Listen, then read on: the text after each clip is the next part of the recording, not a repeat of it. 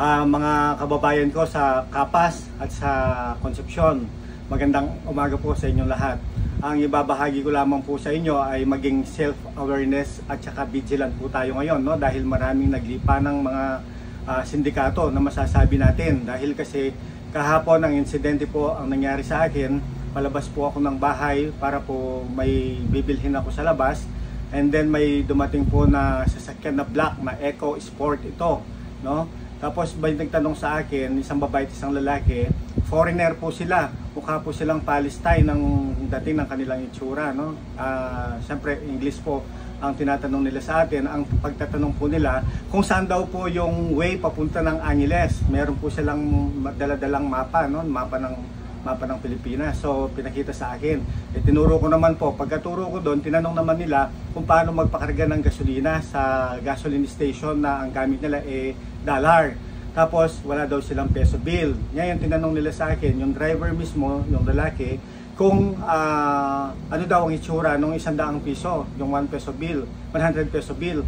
Tapos meron naman po ako dito sa aking sling bag at pinakita ko po sa kanila, no? Ito yung 100 peso bill ako. Tapos sabi niya, okay, sabi niya, binigyan ako ng $1. So, okay na po. Tapos sabi niya, how about the 500 peso? Sabi niya gano'n, nando daw kulay. Wala akong 500. Ngayon, yung 1,000 peso bill, meron naman ako sa wallet. Pagka bunot ko dun sa wallet ko, bigla po siyang lumabas, yung lalaki. Siya po yung driver, no, yung lalaki.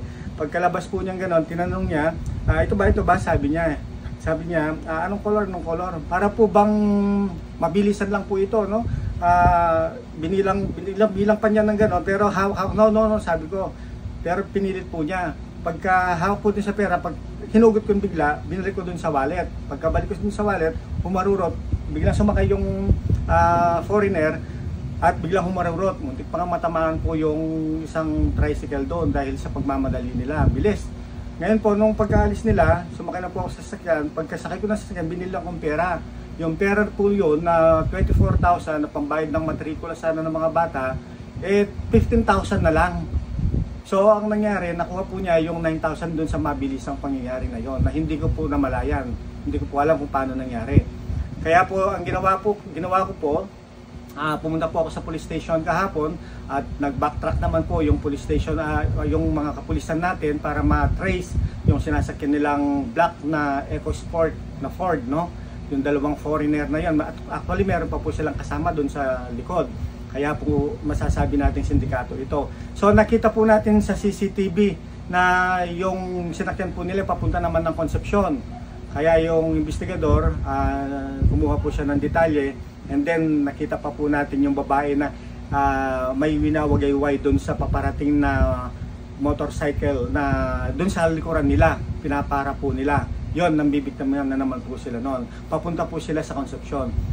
Kaya po sa kaalaman po ng lahat, para maging aware po kayo, baka isa po kayo sa mga nabiktima, pwede po kayong tumulong at magsumbong para sa ganun mahuli itong itong mga sindikato na to na gumagawa ng katarantaduhan dito sa bayan ng Kapas at sa Concepcion.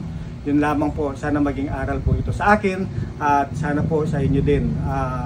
Magtulungan po tayo para sa ikalulutas nitong kaso na to habang hindi pa po lumalaganap ang ganitong pangyayari. Maraming salamat po.